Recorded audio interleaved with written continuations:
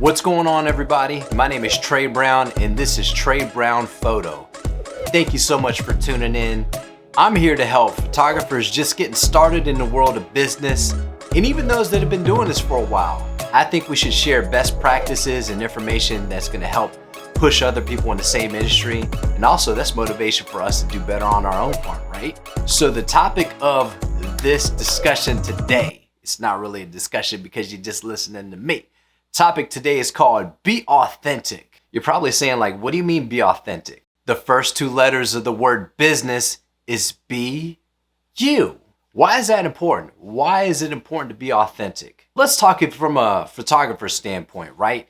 You know, we're artistic, we're thoughtful. We all have our own personal identities.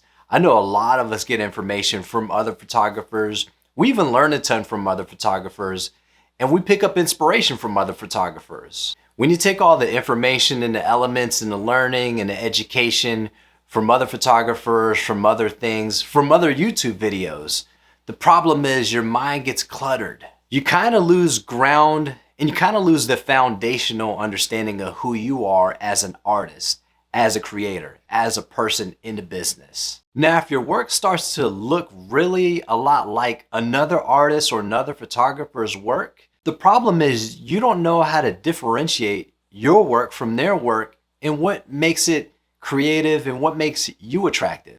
I think at the end of the day, we want to be as attractive as our true selves in the work that we find joy in the work that we got into the industry and the work for. I truly don't believe that as a photographer, our goal is to become a copycat.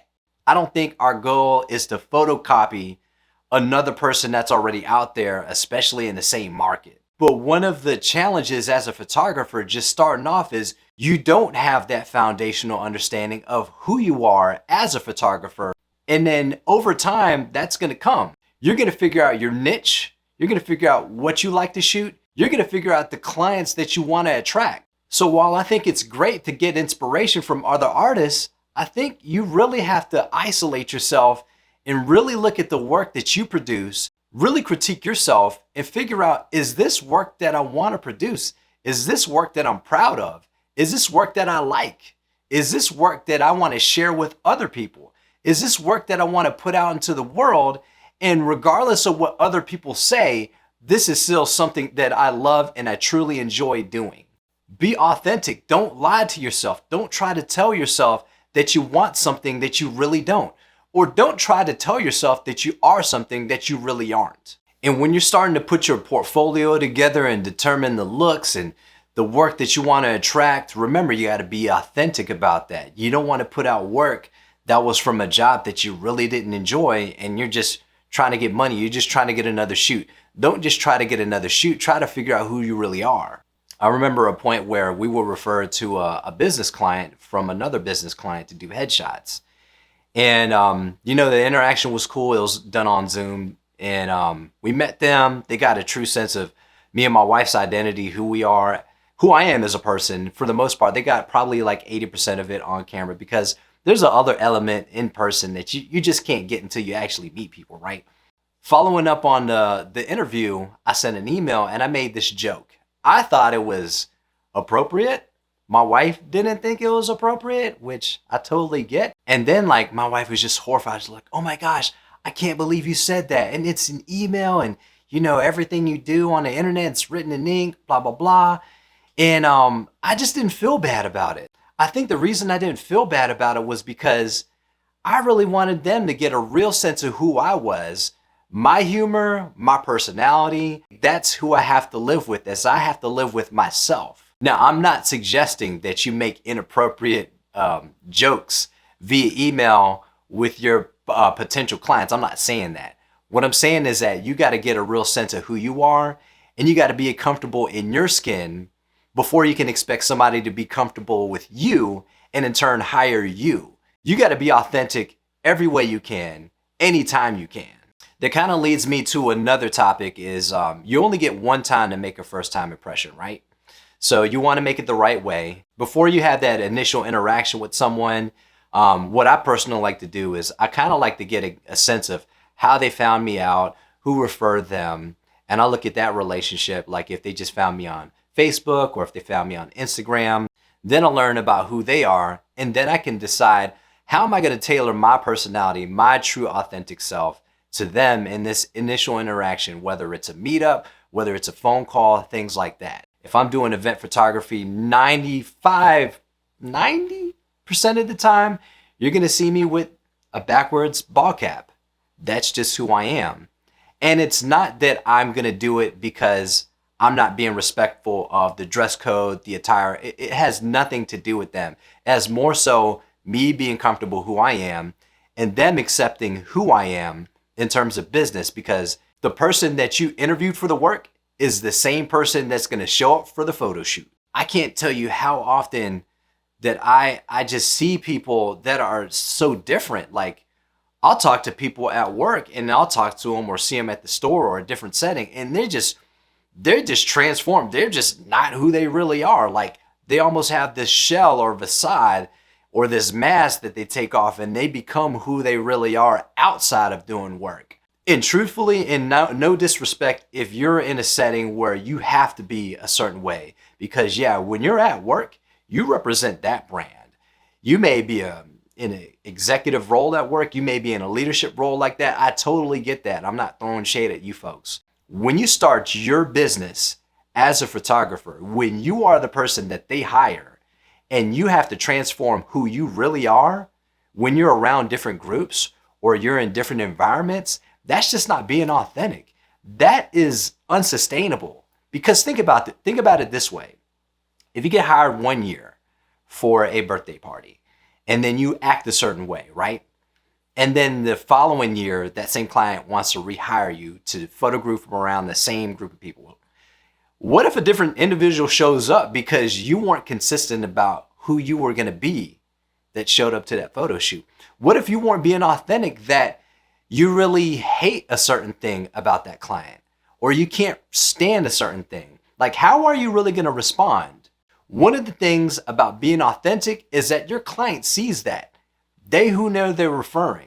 They know who they're setting up to take their grandparents' photos or their neighbors' photos. They don't have to wonder who is going to show up either. And when your clients are confident in who you are, and they're confident in how you deliver and how you do work, how you interact, how you treat people, how you talk to people, how you don't talk to people. When they're confident in who you are and you're running your business as your authentic self, they're going to have confidence in who they refer you to. They're going to say, I'm not going to put you with that person because that person is not going to treat you how you deserve to be treated.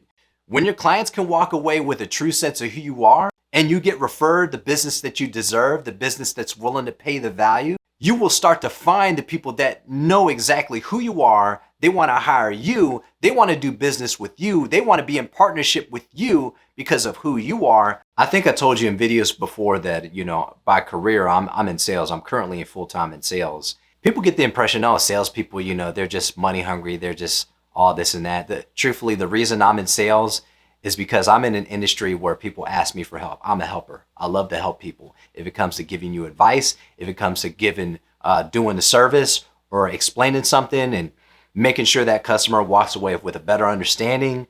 And even if I'm representing a different brand, that's why I'm in sales. What I take from my sales experience is learning the customer, learning what their needs are, serving and delivering based on their needs. What I learned from doing this as the business owner is that I get to set all the rules. It's so freeing when you don't have to show up how somebody else tells you to show up, and you can figure out honestly, who am I? I'm a dad, I'm a husband, I'm a Christian. That's who you're going to get. Yeah, you can be whoever you are. You don't have to be any of those things, but I'm going to treat you as if you matter and your interests matter at the time more than mine do. I may not compromise, I may not sacrifice on my values. I'm going to treat you exactly the way you expect to be treated right where you are in life. If you're going through a breakup or a divorce or a job loss, or if you're struggling to find another job and I happen to be doing your headshots, I'm going to respond and I'm going to listen to you the way you deserve to be treated. But I'm going to do it in a way that's authentic to who I am. I'm not going to pretend to be something that I'm not, but I'm going to be everything as a photographer that you deserve me to be. Whether that's encouraging, whether that's motivating, inspiring. If you need me to show you how to dress or what to wear to the photo shoot.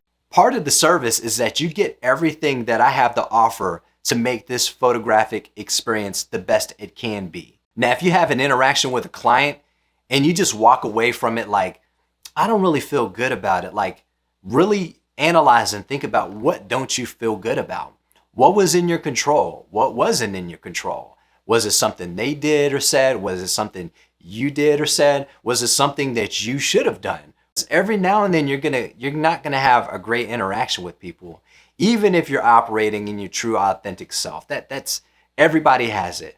I've had moments where I walked away from a client and I'm like, man, I knew I needed to get paid more for that job, but what am I bothered by? Is it because they didn't accept my value? Is it that they couldn't meet that price? Was I not in their budget?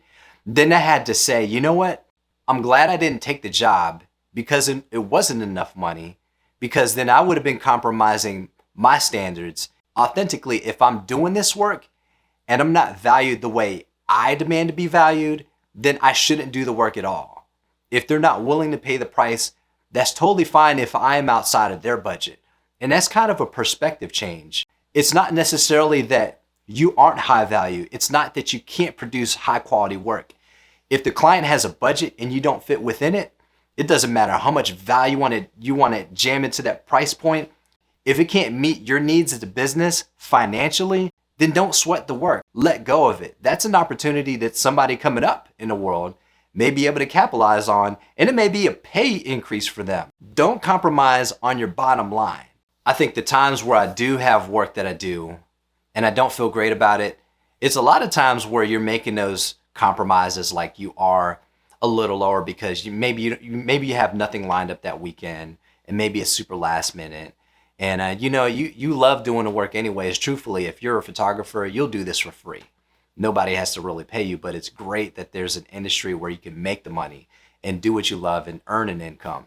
But truthfully, if you love the work and you'll do it for free, maybe you had that weekend where you took that extra job that you really didn't need to. It wouldn't have added to your portfolio. You're just like, I'm gonna look out for these people, blah, blah, blah. And then you do the work and then that check's a lot smaller than what you normally would have quoted. Everybody has those. Like, truth be told, we all have done work for less than what we deserve to be paid. And we undervalued ourselves. It happens to the best of us. Take it as a learning experience. Think about what could I have communicated? What did I under communicate? What did I not share? What did I not ask? What did we not discuss? At the end of the day, when that stuff happens, don't sweat it. Just keep moving forward. Remind yourself who you are. Remind yourself of how talented you are. Remind yourself of who you are in this market, all the people that you know, all the people that have already paid you what you're worth, all the people that are already paying you and booking you what you're worth. Not meeting our own values, like that can be a detriment to your own business. So anyways, that's all I got on this topic. Obviously, you could tell I'm really passionate about being authentic in your business. If you haven't already, make sure you hit the subscribe button. I believe it's over here. Hit the like, and give me some feedback, guys. I want to hear what you think about it. Tag a friend that needs to hear a little more of this insight. And until then, I'm always thinking about content to put out. If you have ideas you want me to share about, please let a brother know. Until then, thank you guys so much for watching. And of course, be sure to like, comment, and subscribe.